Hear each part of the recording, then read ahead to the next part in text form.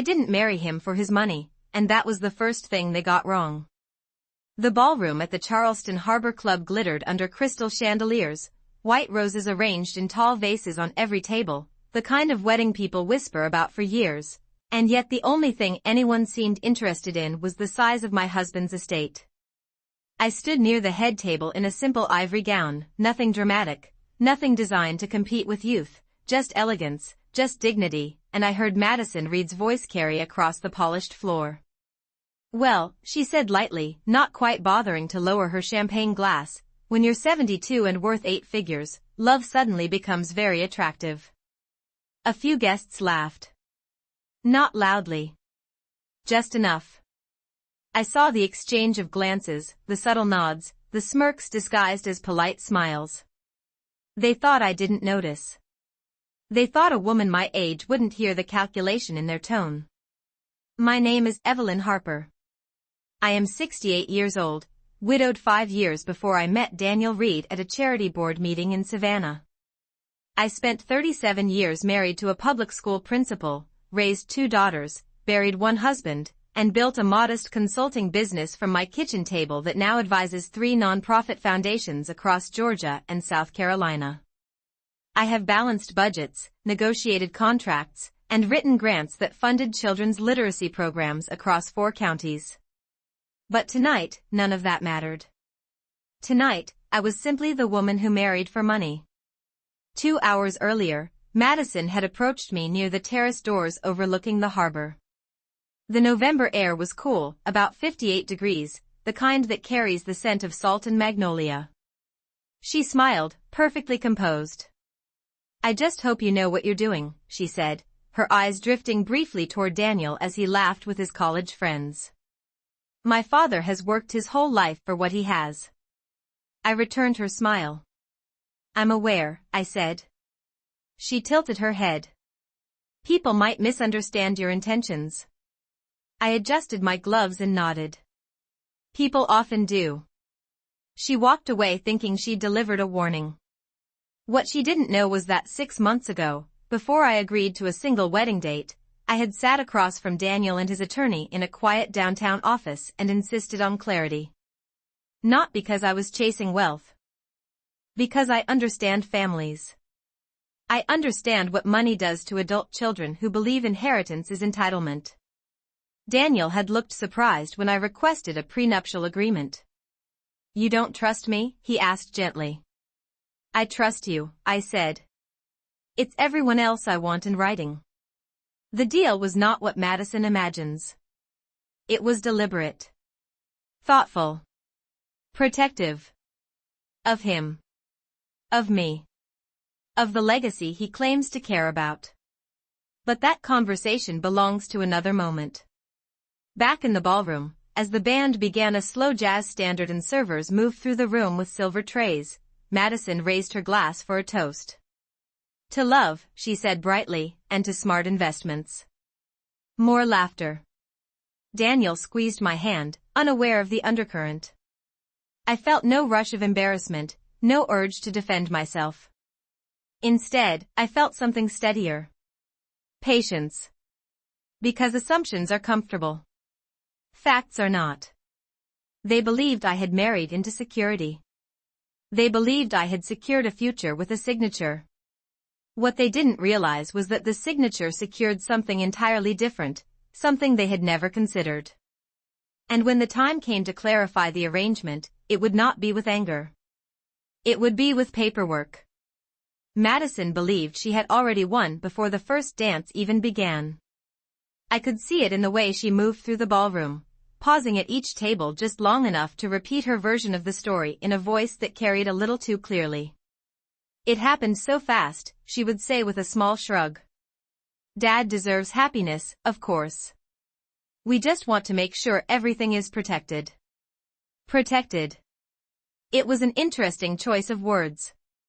Daniel was standing near the bar with 2 longtime business partners, explaining how he had met me at a charity board meeting in Savannah. He spoke warmly, sincerely, as if the past 5 years of my widowhood had not been a chapter of quiet rebuilding but merely a prelude to this moment. He did not see the glances behind his back. He did not hear the whispers that followed me when I stepped toward the dessert table. I felt them instead, like a subtle shift in temperature, the way a room changes when someone has decided who you are without asking. The cake was 5 tiers, buttercream and fresh raspberries, elegant without being excessive. I studied it longer than necessary, giving myself a moment to observe without reacting. Across the room, Madison leaned closer to her brother Thomas. He nodded once, slow and tight-lipped. They were not cruel. They were strategic. And strategy, when mixed with inheritance, becomes a quiet form of entitlement. I remembered the afternoon in Daniel's attorney's office with startling clarity. The conference table had been long and polished, sunlight cutting across the wood in clean rectangles. I had placed my folder down before anyone else spoke. If we are doing this, I said calmly, we are doing it with transparency. The attorney adjusted his glasses. Daniel looked puzzled. I continued anyway. Your children assume they are protecting you from me. I would prefer to protect you from future conflict. There is a difference between marrying into wealth and marrying into complexity. I have lived long enough to know that adult children often measure love in percentages. The agreement we drafted was not about taking. It was about redirecting. Daniel's primary estate would remain untouched. His properties, his investments, his holdings in the Charleston development firm would pass according to his original trust. What changed was the contingency clause. If Daniel were to pass before me, 30% of his liquid business shares would transfer into a charitable foundation dedicated to coastal preservation and public education, administered by a neutral board, not by family. Madison and Thomas would receive what had always been promised, but they would not control everything. They would not consolidate power. They would not reduce Daniel's legacy to a portfolio expansion. When the attorney finished reviewing the language that afternoon, he had leaned back and said quietly, they will not be pleased. I folded my hands and replied, it is not designed for their pleasure. Back in the ballroom, the band shifted into something livelier, and guests drifted toward the dance floor. Daniel approached me with an easy smile. Are you all right? He asked softly. I met his eyes and nodded. I am exactly where I intended to be. He kissed my cheek, unaware that his daughter had just described me to a distant cousin as a late-life opportunist. The word did not wound me. It revealed her. Because when you accuse someone of marrying for money, what you are really confessing is that you measure relationships in assets. I do not. I measure them in preparation. And while Madison was busy defending a future she assumed was hers, I had already ensured that Daniel's legacy would belong to something larger than her expectations. The evening continued with the polished ease of an event that had been planned down to the minute, yet beneath the music and crystal and polite applause, I could feel the tension tightening like a silk ribbon pulled too firm. Madison was no longer whispering. She had grown bolder, emboldened perhaps by the way no one challenged her assumptions. Near the center of the room, beneath the chandelier that cast a warm glow over the dance floor, she lifted her glass again and asked for everyone's attention. Conversations softened. Silverware paused against china. Daniel turned toward her with an indulgent smile, the kind fathers reserve for daughters they have always forgiven too easily. I just want to say, she began, her voice smooth and carefully measured, that we are all very grateful Dad has found companionship again. At this stage in life, security matters. There was a slight pause before the next word. Financial security. A ripple of restrained laughter moved through the tables. It was subtle, but deliberate. I felt every pair of eyes shift toward me. Some sympathetic. Some curious. A few openly skeptical. I did not flinch. I folded my hands lightly in front of me and held her gaze without hostility. She expected discomfort. What she encountered instead was composure. Thomas leaned back in his chair, arms crossed, observing the room as though the verdict had already been reached. Madison continued, we all know how important it is to protect what generations have built. Generations. The implication was clear. I was not part of them. I was an addition. A late amendment. A footnote. Daniel cleared his throat, perhaps sensing the undertone, but he did not interrupt. He had spent decades believing his children were protective out of love. He had not yet recognized the difference between protection and possession. I took a slow breath and stepped forward before the silence could thicken into something heavier. "May I say something?" I asked calmly. The room quieted again. Madison's expression tightened for a fraction of a second before she masked it with a gracious nod. I accepted the microphone from the wedding coordinator, feeling its cool weight in my hand. When Daniel and I decided to marry, I began evenly. We agreed that clarity would always matter more than comfort. A few guests exchanged glances. I continued without raising my voice. There seems to be concern about what is being protected tonight. I assure you, everything that needed protecting has already been addressed. Madison's smile faltered, just slightly. I saw the flicker of uncertainty she tried to conceal.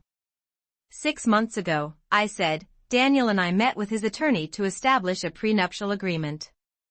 Not because I asked for anything, but because I asked for structure. The word landed softly, but it carried weight. His estate remains exactly as it was intended. His properties, his investments, and his business holdings are secure. Thomas shifted in his seat. However, I added, allowing the pause to settle, we also created a foundation clause that ensures a portion of his liquid shares will fund coastal education initiatives and preservation programs, should anything happen to him before me. The room grew still. Not shocked.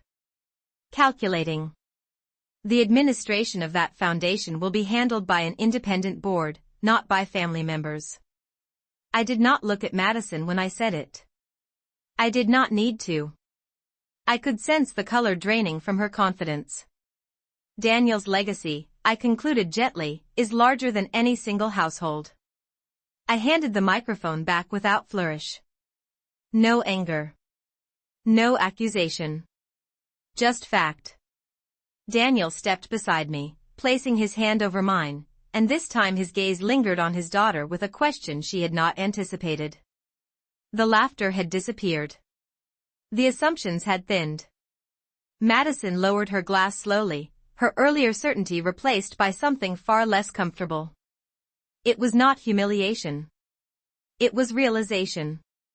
And realization, unlike rumor, does not fade with music. Silence does not always arrive with drama. Sometimes it settles gently, like dust after movement, barely noticeable until everything feels heavier.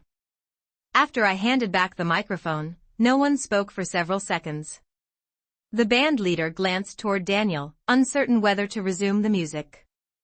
Glasses remained lifted halfway to lips. Madison stood perfectly still, her expression composed but thinner now, as though something beneath the surface had shifted. Thomas leaned forward, resting his elbows on the table, studying me in a way he never had before. Not dismissive. Not amused. Evaluating. Daniel squeezed my hand again, firmer this time, and I sensed that he was beginning to understand the room in a way he had not moments earlier. Is that true? He asked quietly, not with doubt, but with curiosity about the details I had not shared aloud. Every word, I replied evenly. He nodded once, absorbing it. The foundation clause had been his idea at first, in theory. He had always spoken about legacy in broad terms, about giving back to the coastline that shaped his childhood summers and the public schools that educated him before business success found him. But speaking about generosity and structuring it are different things.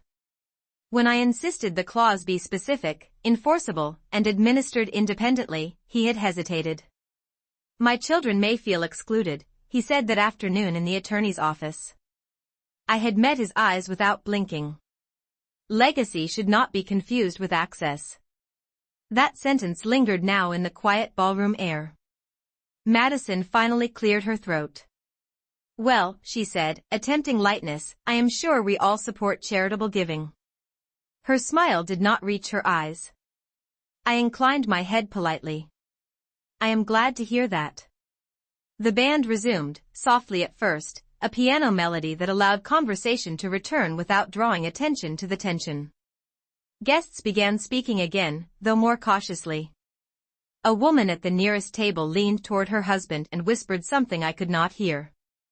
An older gentleman nodded toward me with what looked like approval rather than suspicion. The narrative had shifted. Not dramatically, but decisively. Madison approached Daniel, touching his arm. "Dad, I just wish I had known," she said, her voice controlled. He looked at her for a long moment. "You would have," he replied gently, "if you had asked." It was not a reprimand. It was a realization. Thomas stood and adjusted his jacket. "It is your decision," he said carefully, though the edges of disappointment were visible. "Of course it is," Daniel answered. I stepped slightly aside, allowing father and children their exchange. This was never about humiliating them. It was about establishing boundaries before resentment could harden into something permanent. When Madison turned toward me again, her tone had changed. "You could have explained sooner," she said quietly. I met her gaze without hostility. I did not realize I was required to defend myself. She did not respond. For the first time that evening, she looked uncertain rather than assured. The chandeliers continued to sparkle overhead, the harbor beyond the windows, reflecting city lights against dark water. The wedding cake remained untouched at the center table, pristine and symbolic, waiting for a ceremony that now carried different meaning. Daniel returned to my side and offered his arm. "Shall we?" he asked, gesturing toward the dance floor. I placed my hand in his. As we stepped forward, the music swelled slightly, and the room adjusted around us. Conversations resumed with new awareness. Assumptions retreated into silence. Madison watched from her table, no longer whispering. Not defeated. Simply recalculating. And as Daniel guided me into the first steps of a slow dance, I felt neither triumph nor resentment. Only steadiness. Because the strongest position in any family is not the loudest voice. It is the one that does not need to argue to be understood. The first dance ended without applause. Not because it lacked grace, but because the room was still recalibrating. Daniel held me a moment longer than necessary before stepping back, as if anchoring himself to something steadier than the murmurs that had filled the evening. Around us, guests resumed their conversations with new caution, careful not to align themselves too openly with either narrative. Madison remained seated, her posture composed, her hands folded neatly in her lap. She was not accustomed to uncertainty. She had grown up in a household where outcomes were predictable, where her father's decisions eventually bent toward her expectations. Tonight was the first time she had encountered resistance that did not argue back. As servers began slicing the cake, Thomas approached us again, this time without the guarded expression he had worn earlier. "I did not realize the agreement included charitable governance," he said evenly, directing the comment more toward Daniel than toward me. Daniel looked at him for a long moment. "It includes foresight," he replied. There was no hostility in his tone, only a quiet acknowledgement that something had been misunderstood. I excused myself briefly and stepped toward the terrace doors, letting the cool evening air brush against my skin. The harbor lights shimmered across the water, and for a moment I allowed myself to reflect on how easily families mistake preparation for manipulation. When my first husband passed away, I spent nearly a year sorting through paperwork I had never questioned while he was alive. Accounts, deeds, insurance policies. Decisions made with good intentions but without shared clarity. I promised myself then that if I ever remarried, I would never enter another union without understanding every signature attached to it. Not for control. For stability. Inside, the music shifted again, and laughter returned in measured waves. I sensed someone join me on the terrace before I heard her speak. "You surprised me," Madison said quietly. Her voice had lost its earlier sharpness. I did not turn immediately. Surprises are often the result of assumptions, I replied calmly. She stepped closer, wrapping her shawl tighter around her shoulders against the 55-degree air. I was protecting my father, she insisted, though the conviction sounded less certain now.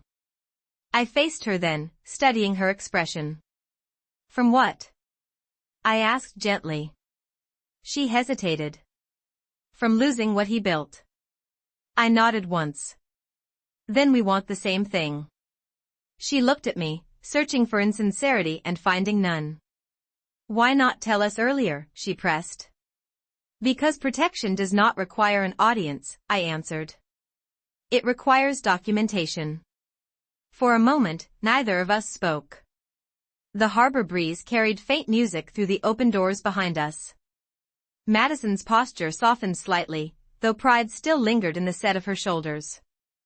30% is significant, she said finally.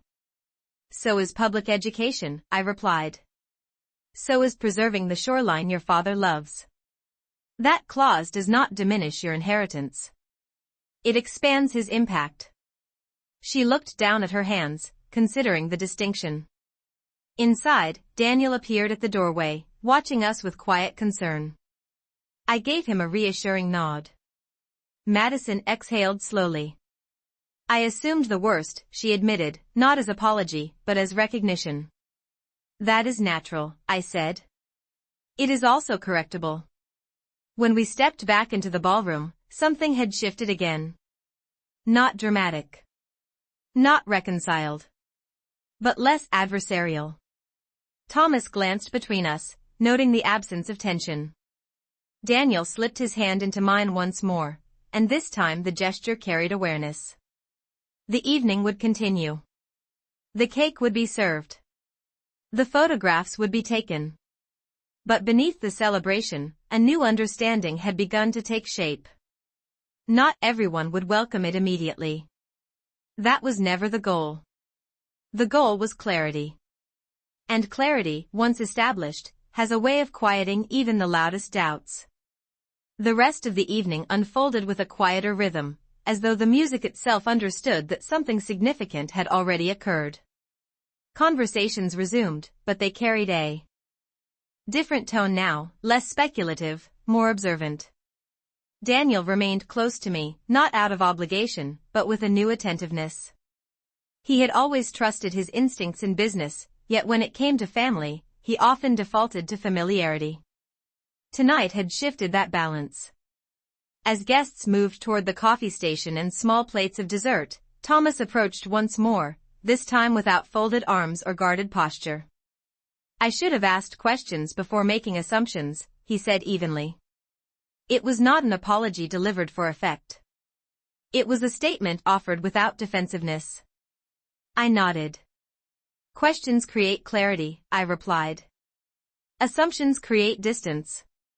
He absorbed that quietly. Across the room, Madison stood speaking with two of her father's colleagues, her tone composed, though her gestures were smaller than before. She was recalculating, not retreating. That was something I respected, even if we had begun this evening on opposite sides of understanding. Daniel leaned toward me and lowered his voice. You protected more than my assets, he said thoughtfully. You protected my relationships from becoming transactions. I looked at him carefully. That depends on whether they choose to see it that way, I answered. He studied the room, perhaps noticing details he had overlooked for years. Wealth can create a gravity that pulls people toward entitlement without them realizing it. It takes intention to redirect that gravity toward purpose. The foundation clause had never been designed as punishment. It was a safeguard against concentration, against the quiet consolidation of influence that can fracture families when one voice becomes too powerful. Later, as photographers gathered us for formal portraits, Madison stepped beside me rather than positioning herself across the aisle. The shift was subtle but deliberate. The coastal program, she said quietly while the camera adjusted its lighting. Will it involve local schools? I met her gaze, recognizing genuine curiosity beneath the caution. Yes, I said. Public high schools along the barrier islands. Environmental science, maritime history, community preservation. She nodded slowly. Dad talked about that years ago. He did, I confirmed. He simply never structured it.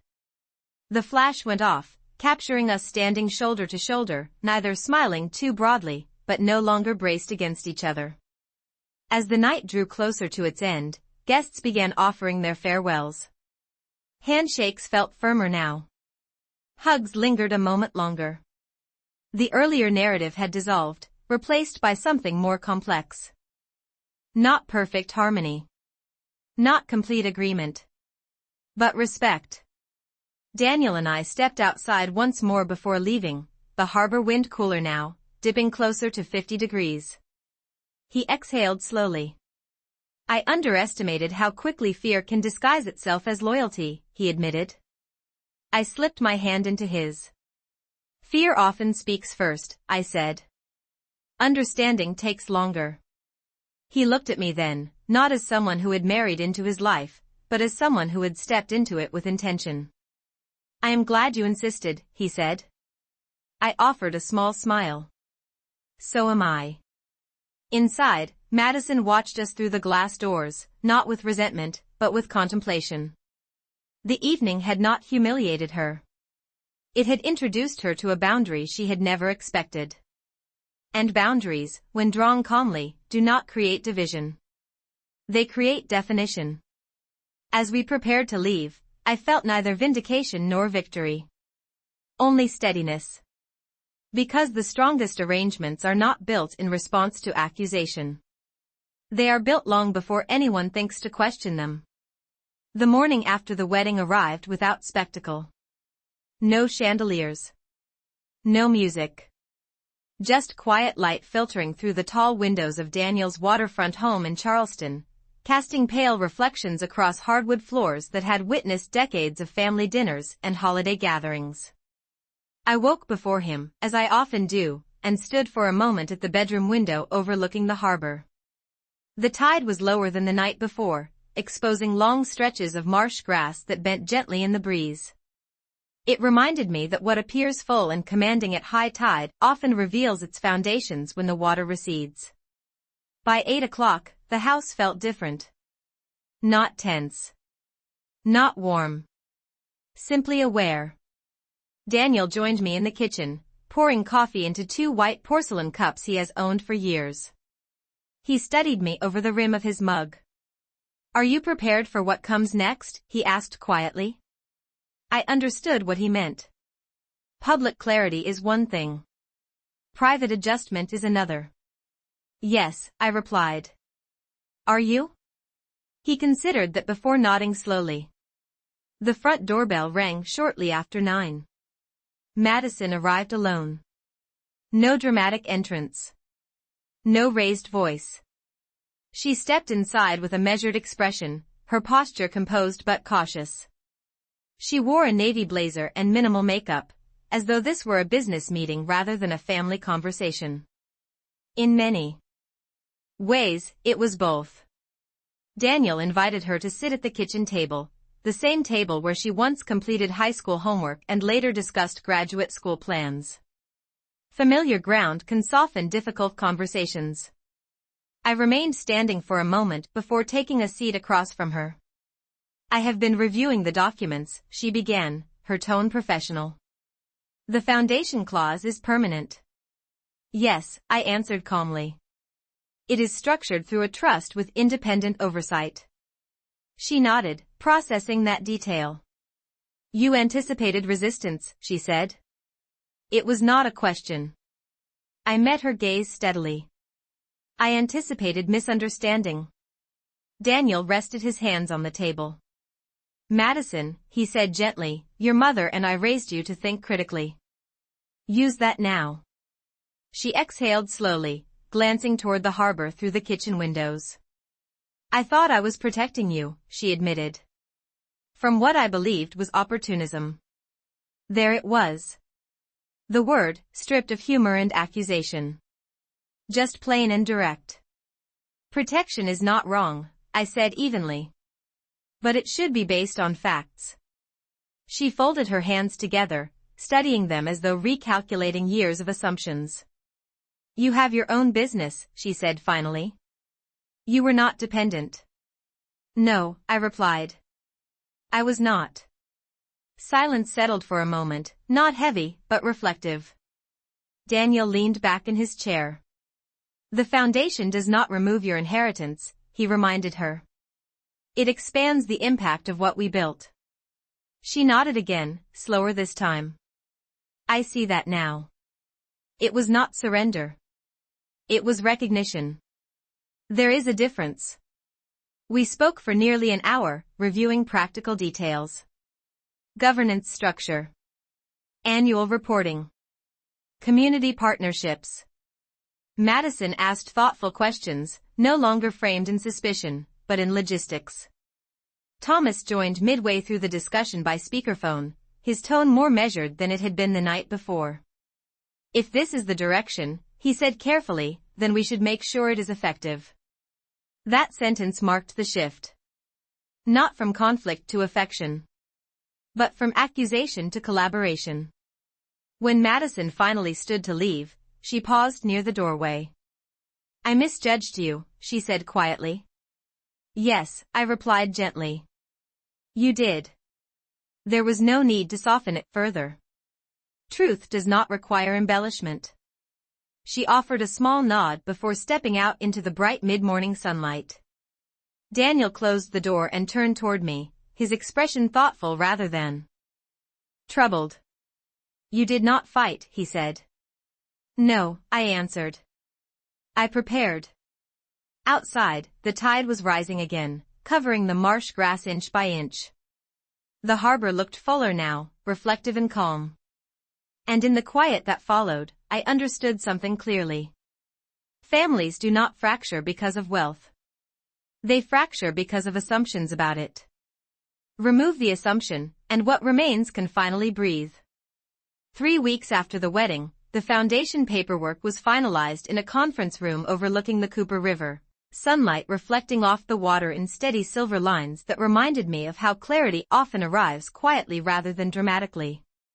Daniel sat at the head of the long walnut table, reading each page with more attention than he had given documents in years. Madison and Thomas were present as well, not as opponents, but as observers who now understood that inclusion did not require control. The independent board members joined us through a secure video call, professionals with experience in nonprofit governance, coastal science, and public education. There were no raised voices. No tension disguised as politeness. Just structured conversation. Madison asked questions about annual audits, community reporting, and long-term sustainability. Her tone was precise, thoughtful. Not defensive. It was the first time I had seen her approach something connected to her father's estate without framing it as inheritance. When the final signature was placed on the trust amendment, Daniel set his pen down slowly and looked around the room as though seeing a different future than the one he had imagined years ago. This feels solid, he said. It was not about wealth. It was about architecture. About building something that could not be quietly redirected behind closed doors. After the meeting, Madison walked beside me toward the parking garage, heels echoing lightly against concrete. I was angry that night, she admitted without looking at me. I felt replaced. I stopped for a moment, allowing that word to settle between us. I did not replace you, I said evenly. I reinforced the structure your father built. She exhaled, absorbing that distinction. I thought love at this stage was transactional, she continued, her voice softer than I had ever heard it. It often is, I replied calmly. Unless someone insists that it is not. We stood in the mild 70-degree afternoon air, Charleston traffic humming in the distance, neither of us rushing to leave. You could have humiliated me that night, she said finally. You did not. I met her eyes without triumph. Humiliation creates enemies. Documentation creates boundaries. She nodded once, slowly. That was the moment I realized something important. Her suspicion had never truly been about money. It had been about displacement. About fear that a late chapter in her father's life would reduce her relevance in it. Boundaries do not diminish relevance. They clarify roles. That evening, Daniel and I returned to the waterfront house just before sunset. The tide was high again, water stretching across the marsh in broad reflective sheets. He stood on the back deck, hands resting on the railing, watching boats move steadily toward the harbor mouth. "You shifted something," he said quietly. "Not just in my estate. In my children." I stepped beside him. "They shifted themselves," I answered. "I only removed the misunderstanding." He turned toward me then, studying my face with a depth of respect that had nothing to do with admiration and everything to do with trust. "I did not realize how vulnerable legacy becomes without structure," he admitted. "Most people do not," I replied. "They assume good intentions are enough." The air cooled slightly as the sun lowered, dipping below the skyline in muted orange light. Inside, Madison had sent an email outlining potential school partnerships for the foundation. Thomas had forwarded a proposal from a maritime research group interested in collaboration. These were not gestures of defeat. They were signs of engagement. The narrative that began in whispers at a wedding had transformed into planning documents and scheduled meetings. Assumptions had dissolved into logistics. And as I watched the tide begin its gradual retreat once more, I understood that security is not something you marry into. It is something you design long before anyone thinks to question your motives. 6 months later, the foundation held its first public presentation at a coastal high school auditorium less than 40 miles from the harbor where Daniel and I now spend most evenings. The folding chairs were arranged in neat rows, banners printed with the foundation name hanging carefully along the walls. Students filled the front seats, notebooks open, curious rather than obligated. Teachers stood along the back, arms crossed but attentive. Daniel sat beside me in the second row, not at a podium, not at the center, simply present. Madison stood near the stage speaking with the principal, reviewing the schedule for scholarship announcements. Thomas was coordinating with a local environmental group that had agreed to sponsor field research along the barrier islands. There was no tension in the room. No whispers. Only purpose. When the presentation began, a marine biologist explained how rising tides were reshaping the coastline and why preservation mattered to communities like theirs. A history teacher followed, outlining how maritime trade built Charleston generations ago. The students asked thoughtful questions about internships, grants, and summer research opportunities. I watched Madison take notes, her focus sharp, her posture steady. She was not guarding an inheritance. She was helping structure an initiative. During a brief intermission, she joined me in the hallway where sunlight streamed through tall windows, illuminating dust particles in quiet motion. "I did not expect it to feel like this," she said softly. "Like what?" I asked. She considered her answer carefully. "Like expansion instead of loss." I nodded. "That is because nothing was taken from you." She met my eyes, no longer defensive. "I understand that now." In that moment, I realized the accusation at the wedding had not been about money. It had been about fear. Fear that change would diminish her place in her father's life. But roles evolve. They do not disappear. When Daniel was invited to say a few words, he stepped onto the stage without notes. "Legacy," he began, his voice steady, "is not what we leave behind. It is what continues without us." He did not look toward me when he said it. He did not need to. The students applauded, not because they understood the legal architecture behind the foundation, but because they recognized opportunity when they saw it. After the presentation, Madison walked beside me across the school parking lot, the afternoon temperature hovering around 72 degrees, the sky wide and clear. "I misread you," she said plainly. "Yes," I replied. There was no bitterness in my tone. But you corrected it. She smiled slightly, not out of obligation, but acknowledgement. You did not marry for security, she said quietly. You structured it. I allowed the statement to rest between us. That distinction had always mattered. Back at the waterfront house that evening, Daniel and I stood once more on the deck as the tide shifted again, water pulling back slowly from the marsh. Boats moved in steady lines toward open water, their paths deliberate and measured. Do you regret how it began? Daniel asked gently. I considered the question.